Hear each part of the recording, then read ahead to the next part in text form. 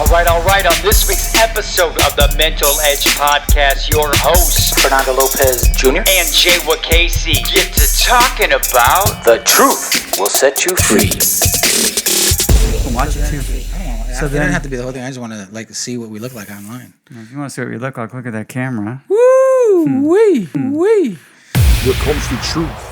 I kinda noticed that the camera kinda likes me. I said the camera kinda loves my face.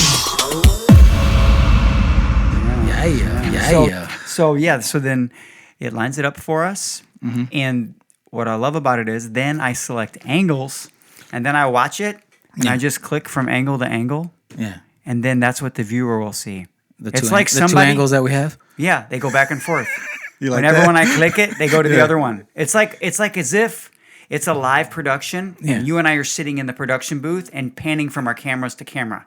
No way. It records what I'm doing while I'm watching it for that 35 minutes. I just watch it. Yeah. And it just does what I tell it to do. So if you had another camera, it would be... Oh, you can go up to 16. Stupid. I can't believe it. Oh, man. I can't believe it. I can't believe that in how many episodes we've gotten to this point? Oh, we got to be close to 50. 50 episodes. We've gotten to the point where we went from a queen-size bed where you're sitting? Yeah, there was a bed in the photo. And we had 2 feet over here. Mm-hmm. And there wasn't a dresser.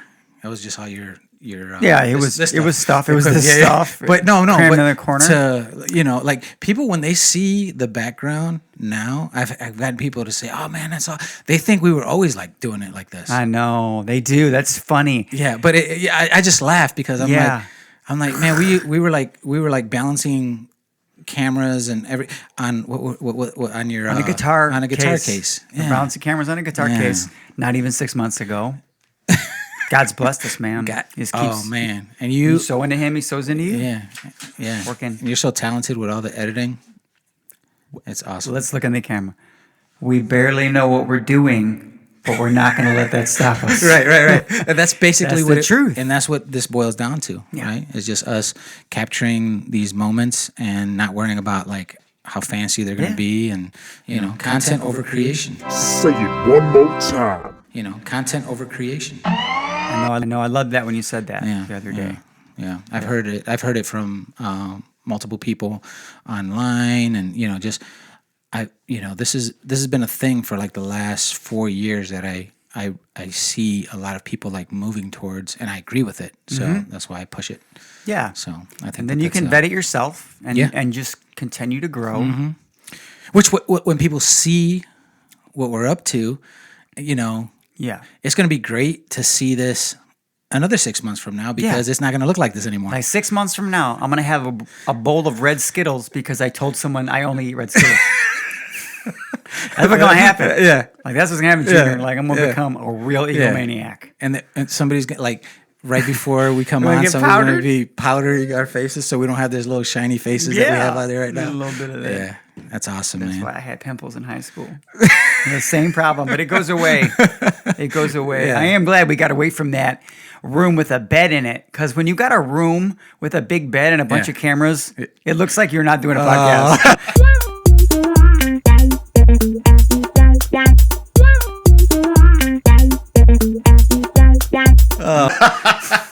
Like, what are you guys filming in there?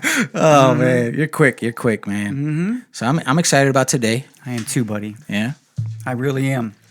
I feel like this is it's not really gonna be a 2-episode parter, but I think there's gonna be a logical next step at the end of it. But of course, I'll ask you because you're my partner, man. We'll see what's up. You never know. You might be like, "Nah, Jay, that's the wrong direction." Right. And but I'm super excited to talk about the truth today. But before we get started, my name is Jay Casey. I'm Fernando Lopez Jr. And this is the Mental Edge Podcast.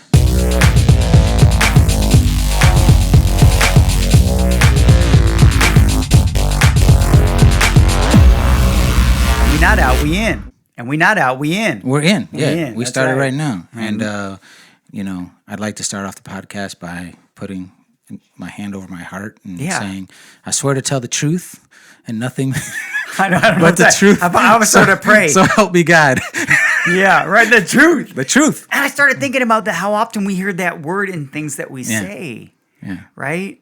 Because Lizzo, didn't she have a song? Is it maybe not Lizzo, but wasn't there something that truth hurts? The truth hurts. The truth hurts. Yeah.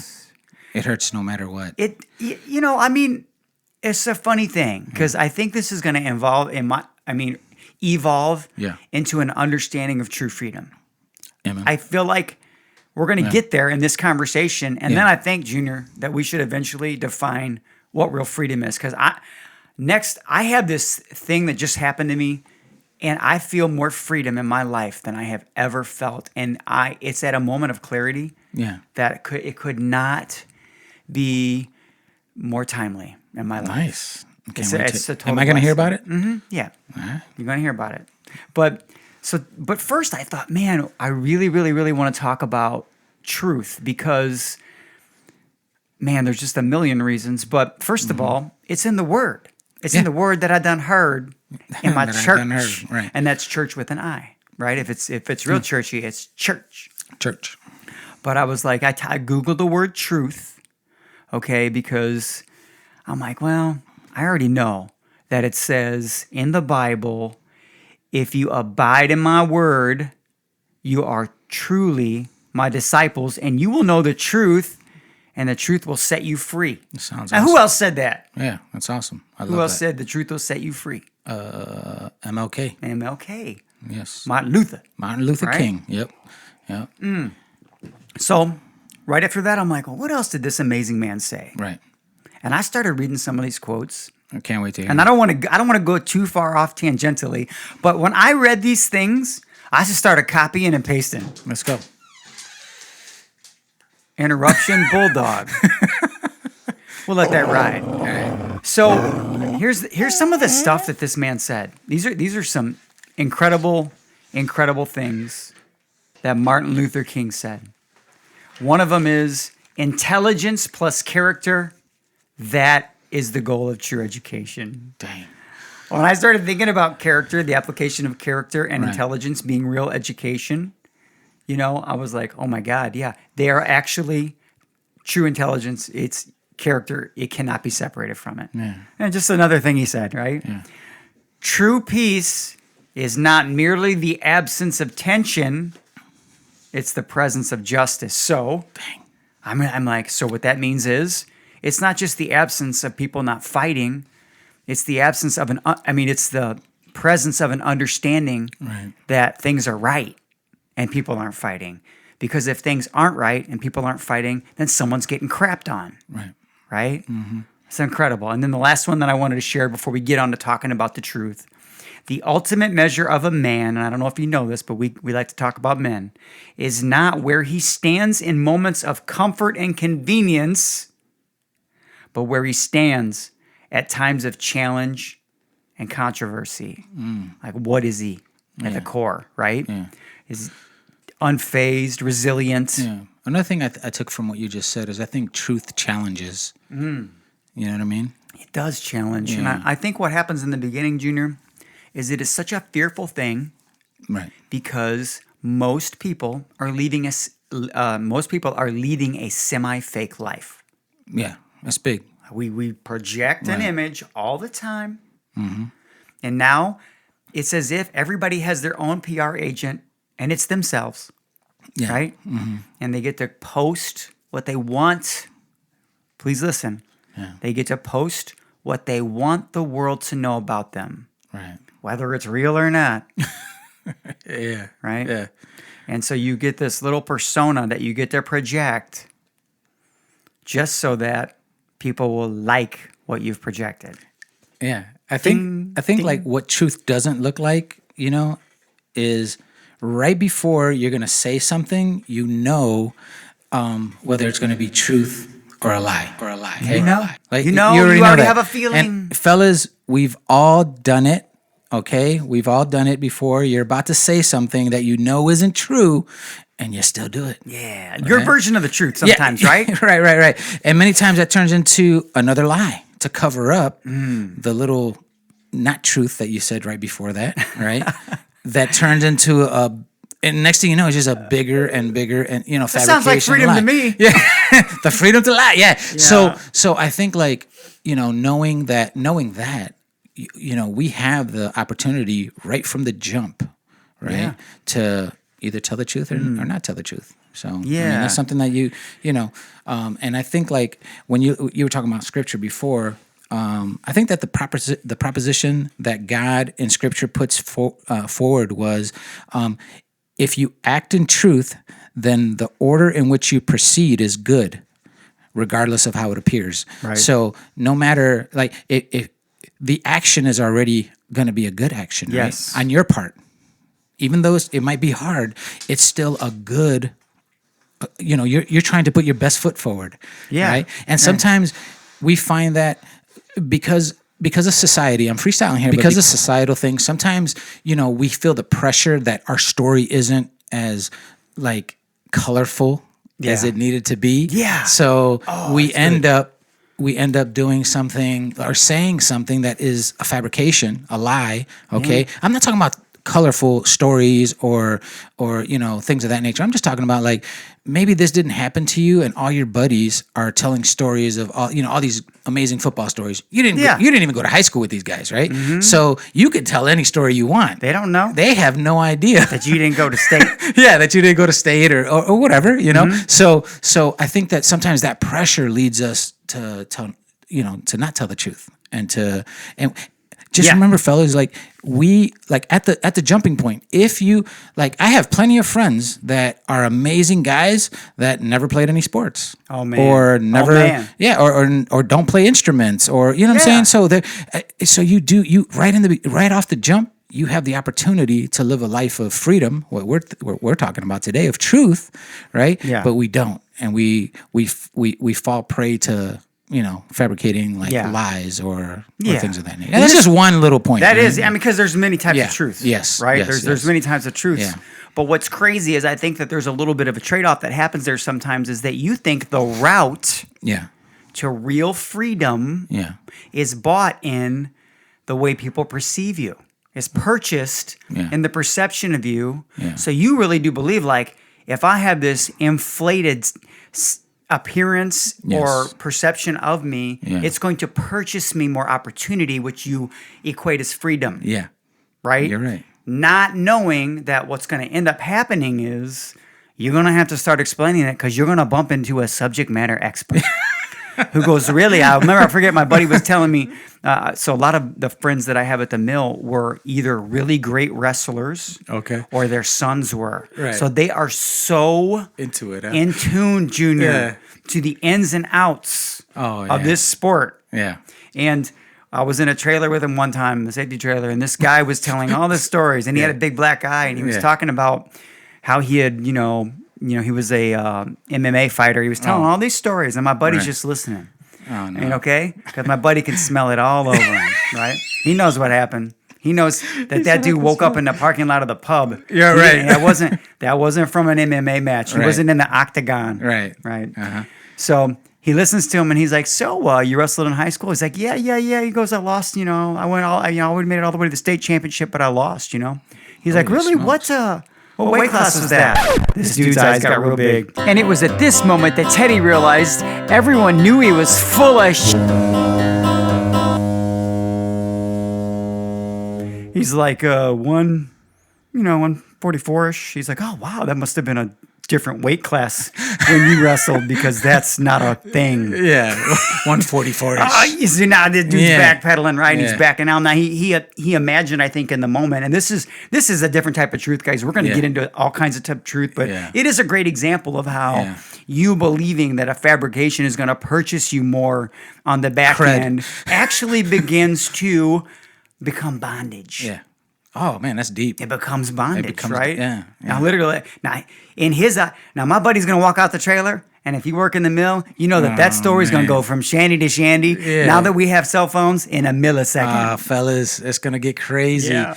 Which kind of leads me to an example, guys. Like, if you love someone, all right, like we're gonna just talk about like kids. You love your kids, right? Yeah. So you love your kids, your children, and you tell them, hey, this world has a bunch of liars and cheats in it. Okay, right? And Ooh, I'm so and excited you about can't life. you can't trust anyone. So I need you to go through life, all right, and never tell the truth. Always lie. Yeah. All right. Right. As a matter of fact, your job. Okay, your job is to become the best liar that you can possibly become, because that's what you need to get where you need to go. Yeah. And that's how you're going to set the world straight. No one ever does that. No, and okay? nobody- yeah, no one nobody- ever yeah. does that to their kids, right? No. Why? Because they want their kids to tell the truth and not be deceptive. Yeah. Okay, so that's Sure. another little That's part true. of it, That's like the true. deception that the guy in the trailer was talking about. He Yeah. was trying to deceive people and let them think that he was like this Yeah. Barney, tough guy, and actually, he got caught in his Yeah. own. Truth in his is, some own- yeah. grandma gave him that black eye. right, at the Right? pub, because he, At the pub, he sat right? next to her and asked her out. And he said, Yeah. "What are you doing, you shunny boy?" Yeah, that's what happened. He got the backhand from Joanne. Yeah, so you got to, again, telling the truth.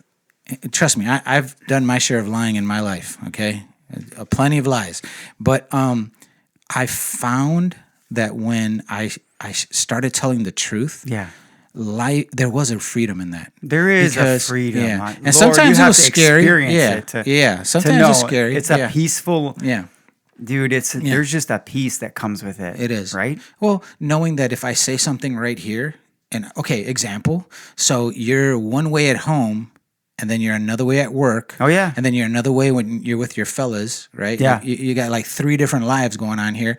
But like the truth of being the same guy at home, like just an example, all right, fellas? Like let's say you're square, you don't cuss, you don't Yeah. drink, you don't do nothing like that. But then you go to work. I didn't know what other word to use. love it. I Yeah, love it. right? It's Yeah, straight square. edge, whatever they call it Yeah. nowadays. But my point is, like now at work, you're completely the opposite of that. Oh, yeah. Okay. Right. And well, one day you're out with your family and you're the square at home and you're with your kids and you're doing like, golly gee willikers, no cuss Yeah. words, all that. And then you happen to run into some guys from work. Yeah. Right? And they're like, hey, it's whoever, whatever yeah. they call you, right? They'll call you- And, and they man. call you out. And, it's like you're in a really uncomfortable spot Yeah. at that point. I've So seen it happen firsthand. yeah. I You know, lived yeah. it, I mean, I lived it myself. So Yeah, I feel right. like, That's a good point, Junior. Yeah, I Like, lived I it lived it. myself. So I think like the moment I became more centered and wanting to, like, I want to tell the truth, I want to live a life of truth, then I'm the same guy here, I'm the same guy there, I'm the same guy everywhere. Yeah. God, that rhymed. I love it. Yeah, that was like a total dad rhyme though. That But was anyway. a dad rhyme. Yeah. And I would think that the persona that's the real persona is the persona at home, right? Yeah. It really probably is the truth. And then you're living this boisterous, alternate, bizarro persona Yeah. at work. Yeah. For the sake of boredom and fun sometimes. Yeah. It's just the way things evolve. And it also has to do with the crowd. Okay. Right? It just Yeah. but the bottom line is that you'll be stuck because when you encounter those they might not even see your family. Right. Right? Yeah. Like you might have a name like the JJ Slayer. Yeah. And then your grandma's sitting next to you and you're Yeah. like, got it. No, I'm not the Slayer today. it's Carl. Right? So I know. And That one was awesome though, by Yeah. the way. I don't know where you pulled that from, but it was like, I'm using I may this. have witnessed it. So I love that. I love that tangent of truth. I love talking about living in the reality of what you really are and not being so worried about the amplification of a false persona for likes and for whatever else. Acceptance, right? Yeah. And I love that. But I was also thinking about another type of true because the word is used in a lot of things. And one of the places where the word is used, and I think it's metaphorically relevant. I love things. I love metaphors that have meanings through multiple different avenues. And in construction, have you heard someone say that we got to, it's got to be true? Yeah. Yep. And when you I looked that up, like what does it mean to be true in construction? And it is to be plumb, level, and square. That means that it's right. Right? It means that if you were to measure it, with a measuring tape. And I loved your measuring tape skills when you came here and measured it for the banner. Yeah. I could tell you ran a many a tape, my man. I run a lot of. Yeah. One of the things I never knew I was going to do. Yeah, I just love it because if you work with someone who can't read a tape and you can read a tape, it's very, very frustrating. I'll never forget when the first time my wife can do a million things, but she cannot read a tape. I'm working on it. But when she's like, it's next to the big one and it's a little. No. I said, babe, you're going to have to grab this end. I'm going to have to be at that end. Because I wanted to say something like I had this vision while I was driving. And this is another way of looking at the truth. Like if I was going to build a house. Okay. Yeah. And this is a sort of reference to truth versus feelings. Yeah. Right? Okay. Because you can feel one way about something, Junior, and you can grow in life and you can be like, man, I was wrong. Right? And I envisioned you with the tape measure, right? And I thought, well, what if me and Junior were building a house and we didn't have that tape measure? Ouch. We didn't have this truth. This defined measurement criteria that is used universally. Right. It is a known. Yeah. Right? And you mathematics. Said, Jay, cut me an 8-foot 2x4 out of them 12s. And I'm like, I'd be down on the ground. I laid a 2x4 on the ground and I walk it with my feet. Yeah. Right? Yeah. You've seen people do that before where like they know they wear a size 12, right? Yeah. But how about if you only wear a size 10? Is that how it... I don't know, That's man. what I've seen. I've seen guys... It works? No, but go ahead. Finish your story. I gotta know. It's funny because I want you to know. I'm gonna say something here in a minute, but anyway. And I'm like, well, I cut one, and then I walk in the room, and you're like, well, is that 8 foot? I'm like, well, it feels like it's 8 foot. And then I'm hammering. I got that. I'm working at hammering that nail, and Junior's like, well, I'll go cut this one. Yeah. And then you cut one, and you bring it in, and because you're real insecure, yours is really big. No, seriously though. So to me, here's the problem, right? You've cut one. Yeah. I've cut one. All that we have is... It's really smelly in this room now. The what? You got one. Sorry. I got one. Yeah, go ahead. That's there you go. See, another thing that crosses different genres. So now we go to build our wall, Junior. Yeah. We go to build our wall. I got a really long, and yours is long, and yours is and mine short. is short. That's what she said. So it's not what she said. I'm gonna tell you why. Because another reason why Missy's bad at using a tape measure was because I've convinced her that 4 inches is actually 9. So let me get this straight, babe. You're trying to tell me that this pipe wrench in my hand is actually 12 inches long? Why, yes, that's exactly what I'm saying, honey. Wow. I'm a really lucky lady. That is correct.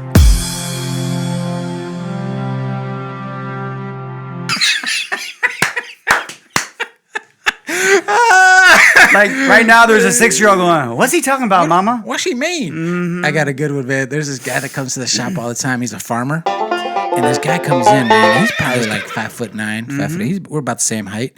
And but his hands, holy cow, this guy has like banana fingers. Oh my gosh. Yeah. And anytime he wants a decal, he's like, I want a decal for my tractor, and I needed a good, I don't know, man, 5 inches. Oh my Lord.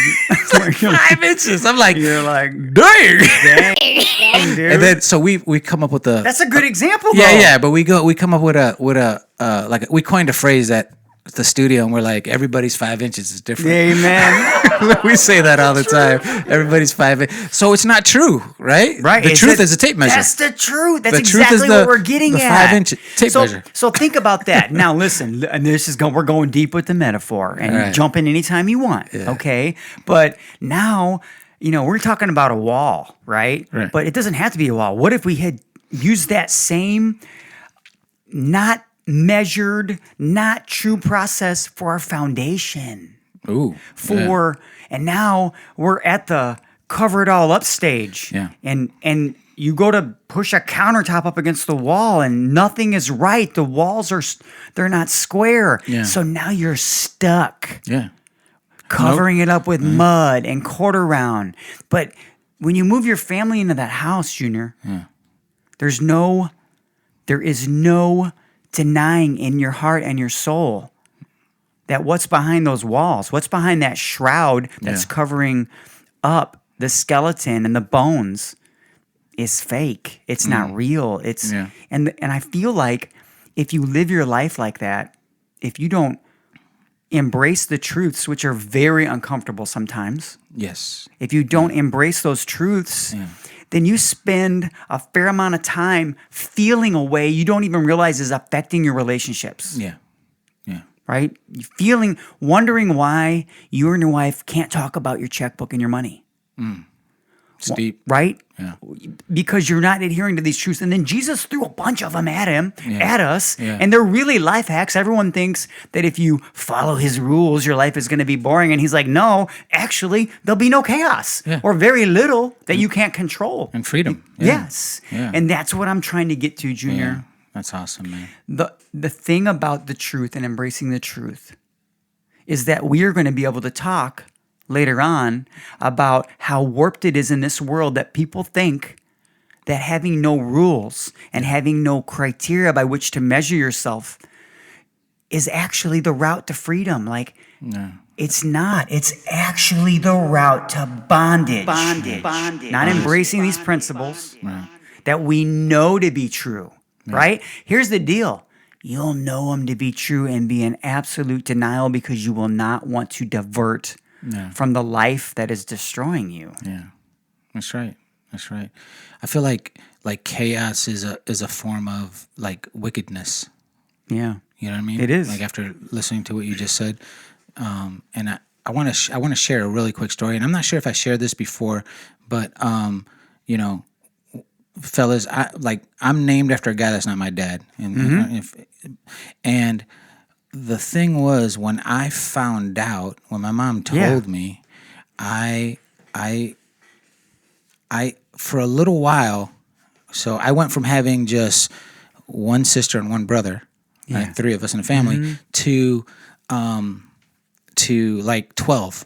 Yeah. Like a whole bunch, right? Wow. Like a whole bunch. So my biological dad had a bunch of kids, and the thing is like I knew a lot of these people, right? Because they were already part of my life.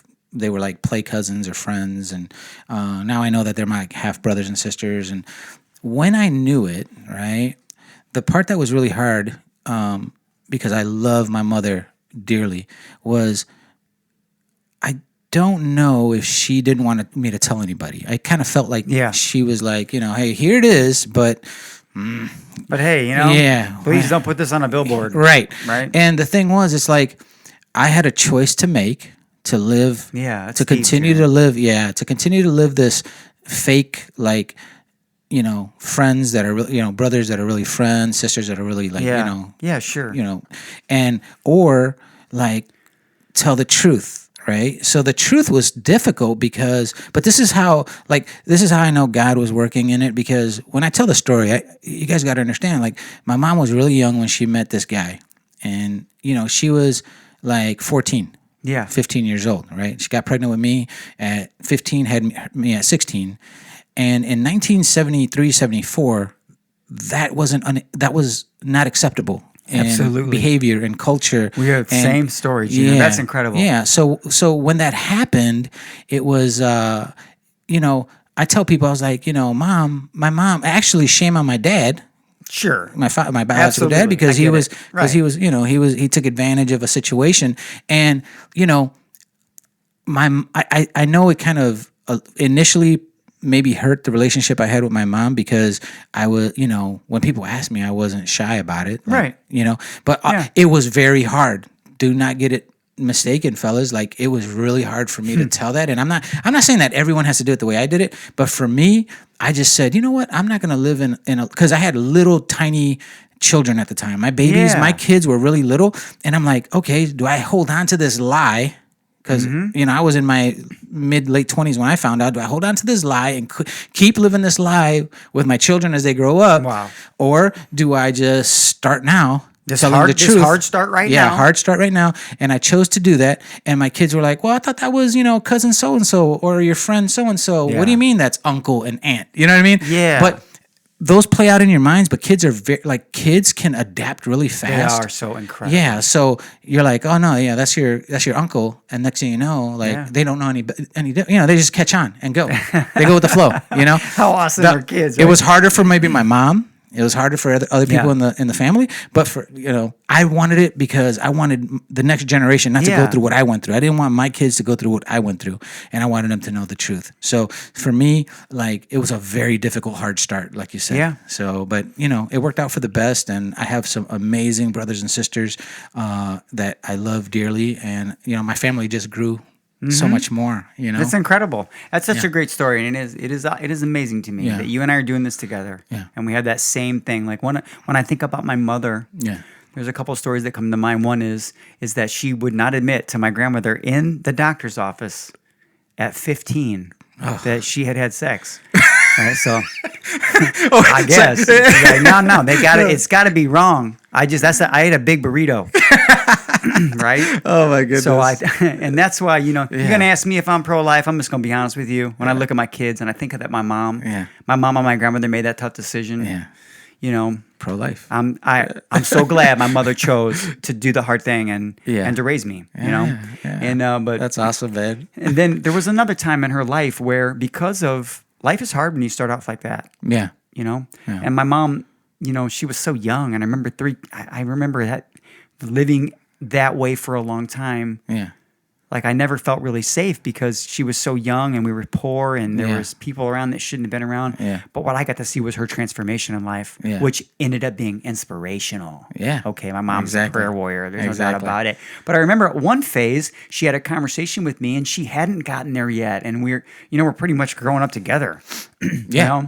Yeah, when you think about it, 15, 16 years old, it's not far. When she's 30 and I'm 15, I still felt like I was a kid when I was 30. So I remember having a conversation with her, and my grandmother was helping her out, but she didn't like the way my grandmother was treating her. And I had to tell my mom, I'm like, Mom, here's the truth. And I was in my 20s. Yeah. I'm like, you're still going to your mom for help. And then you're complaining about how she's treating you. Right. I had to tell my mom, this was so hard for me, guys, but I wanted so much more for her. I said, if you want to not be a slave to this thing, and my grandmother it was just the only way she knew how to communicate, and there was some animosity. This is how this stuff goes. Yeah. And I said, Mom, you got to get off that nipple. Now, I told my mom that, and I look on her face, and I didn't really know how to say it, and I think I'm way better at communicating, but I do believe that there are times in your life that you got to tell the truth in a way that almost knocks somebody out. Yeah. Yeah. I said, if you want to not be oppressed, like we're talking about what not living in the truth does to you, you can't even respond or live the life you want to live, or you just can't even cope when the spirit of fear associated with a lie is living with you. Yeah. You can't even imagine. You start to amplify all the things that could go wrong because you are in bondage. Right. You don't even think about how you could progress through it if you would stop right then. Yes. At that second. This is what I love about the truth. The moment you embrace it, the healing begins immediately. Yeah. It'll never, ever start until you embrace it. Yeah. It'll just continue to fester and to infect your soul and your life and to create a bunch of animosity. Create a bunch of, I'm going to edit that out, a bunch of chaos that was never necessary if you're living in that lie. And talking about, just before I close the part that I was talking about, the story about my mom, when she told me the truth, what actually happened, I held on to that. I didn't tell this part, but I held on to that for like months. So I was walking into a room, seeing people that I know that were my brothers and sisters, but not saying anything. And it was really like there was a lot of chaos inside of me, and there was a lot going on. So I'm glad you said that, because it reminded me. It just took me back, and I was like, oh man, it wasn't a good place, and that's what got me to the place to want to be Yeah. truthful and like live a life of truth. And it sounds like it was at the expense of my mom, but it really wasn't. You know what I mean? Right. She had a choice. And Sure. I have a choice, right? Yeah. At that point. And, Yeah. and I just chose to want to live my life a little differently. Yeah, you did, Yeah. Junior. And I want to. And I live a life I want to honor and respect my mother. You know, Yeah. she's no longer with us, but I want to honor man. and respect her in everything that I do. So, you know, I love her, and you know, I know that it was really a difficult time. And another thing, you said something about life hacks. Yeah. Did you finish those life hacks? I don't know, but I mean, if you just think about like some of the things Jesus said, do these things, then I know we talked about him a little bit when he was, because I do remember talking about don't covet your neighbor's ass. Yeah. You know, Mustang. Yeah, right. And we're looking at bumpers, and before you know it, and I just love the way these are things. He's like, if you just follow these precepts or these truths, Yeah. and you don't stray too far away from them, hopefully you don't stray away from them at all, Right. then there'll be freedom in that. Yeah. And that's why when you extend that measuring stick, and you and I both measure 8 feet, Yeah. and then we go to raise our wall, it's not a trapezoid, Right. right? It's actually plumb, square, and level. Right. And I love that's that. maybe that isn't so exciting, right? Right. It isn't. But what happens is later on, I want you to visit the house that has trapezoid walls, and I want you to visit the house that has square walls and square foundations. And I want you to tell me what they look like in 20 years. The house that is plumb level and true will literally be more beautiful than it was in the beginning. Yeah. Especially if the person who built it is still in it. Yeah. That's beautiful, man. Yeah, that's the truth. I believe it, and I know you believe it too. Yeah.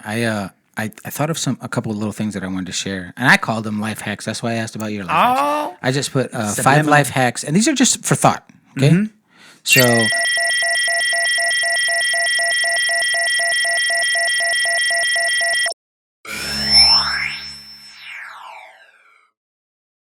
I put 5 life hacks that could help you in living a more truthful life, in my opinion. Right. Okay. So number 1, I put treat yourself like you're responsible for helping. Okay. So I think like if you're responsible for helping others, Yes. if you're responsible for helping build, so we're talking about building houses, right? If you're responsible for helping build that house, it's to your benefit to use the tape measure. Yeah, Right. absolutely. Right. So number 2, make friends with people who want the best for you. Wow. Right. So if I want the best for someone, I want to live a life of integrity and truth, and also if I want that person to be a part of my life, you want people that are not deceptive in your life. That's right. So that's the kind of people that you should Yes. try to attract. Number 3, compare yourself to who you were yesterday. Okay. And I think if I had to rewrite this, I would love put this. maybe and not who like someone you're looking at tomorrow. Yeah. Right. So basically compare yourself to yourself. Yes. Right. So if you are a better person, or try to be a better person today than you were yesterday. So That's right. that would be living a life of truth, because you don't want to be deceptive either in that moment. So number 4, don't let your kids do anything that will make you dislike them. Because if you think about it, if you dislike your own children, it means that other people will dislike them. Yeah. And who wants to live a life, or raise children or anything? You know what I'm saying? So even though that sounds like it wouldn't belong in this kind of talk, earlier I used the example of telling your kid just to lie all the time, right? I've lived a life where I've been around a bunch of different type of people, and I feel like I've been around people that like do really dishonest things in front of their children, and then the children do the exact same thing. Yeah. You know what I'm saying? And if you talk about those things, like in jest, it sounds funny, but really, man, imagine someone talking about you that way. Yeah. You know what I mean? So, and the last one is do what is meaningful and not what is expedient. I don't think that if you do something meaningful, because I feel like if you do something meaningful and you do it in truth, right? It's gonna last the test of time, kind of like the house. Yes. So yes. I feel like those are just 5 little life hacks that, I love them, man. yeah, and I go backwards. Do what is meaningful, not what is expedient. Number 4, don't let your kids do anything that would make you dislike them. Number 3, compare yourself to who you were yesterday, meaning compare yourself to yourself. Number 2, make friends with people who want the best for you. And number 1, treat yourself like you're responsible for helping. I love it. And I'm going to sum up. I mean, I just want to mention one of those before we close here. Yeah. It sounds like the end of church. Before Yeah. we close, and we do the altar call. No. Right. But I love that, and this is something we talk about a lot. And yes, these things weave together. Yeah. But the honest, truthful Yeah. self-assessment of your past is so pivotal Yeah. to the future. I don't want you to walk backwards, No. but I do want you to stop and look and typically be very thankful, Yeah. right? Yeah. I really do. If you write those things down, like in your past, right, and you revisit them, you'll see how far you've come in the future. Kind of like our podcast. Yeah. Again, You'll see they're essential. you'll see they were yeah, essential, even the yeah. drama. And even here when we're doing you listen to episode 1 and 2 and compare it to like your editing version. Yeah, we've Here, grown, man. yeah, and the video is going to do the same thing. gonna and grow. you know what I mean? And I'm excited that we get to just put this information out for people to consume and watch and maybe implement into their own lives. And last week I put out a message about we're going live on, and I put it out there and I said, hey, I'm not sure if you saw this one, but I put if you watch this podcast, I think this was on Snap. Let me know. I kind of just like threw that out there, random. right? And I got hit up by a few people that I didn't know watched the podcast, but one in particular really made me happy. His name is Brandon Herrera. He's from Crown Point, all right? So I happened to go on a trip to the Dominican Republic, and he was one of the students that was, in the group. And he was down to earth, cool kid, like from the jump. And he has a superpower, which is playing soccer. Is he awesome? Yeah, he's awesome.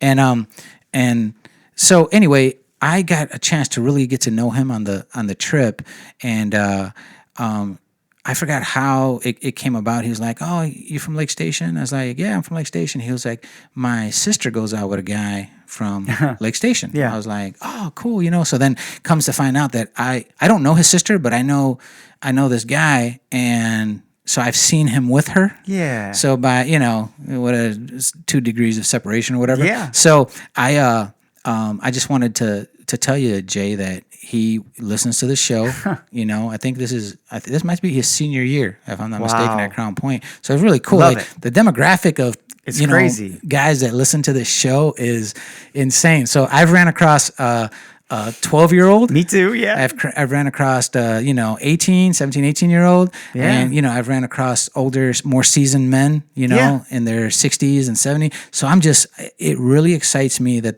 that what we talk about and what we're sharing is really reaching all types of demographics. I've been hugged by a lady in my church who's over 60. Oh, and Who said, "I'm not sure how I find it, but I click it once in a while." And I'm like, that is the greatest thing I've ever heard in my life. But if, by the way, hit us up. If for some reason you're listening to it right now and you're like, "I'm not sure how I find this, but I stumble upon it." We get it, guys. It's confusing. I noticed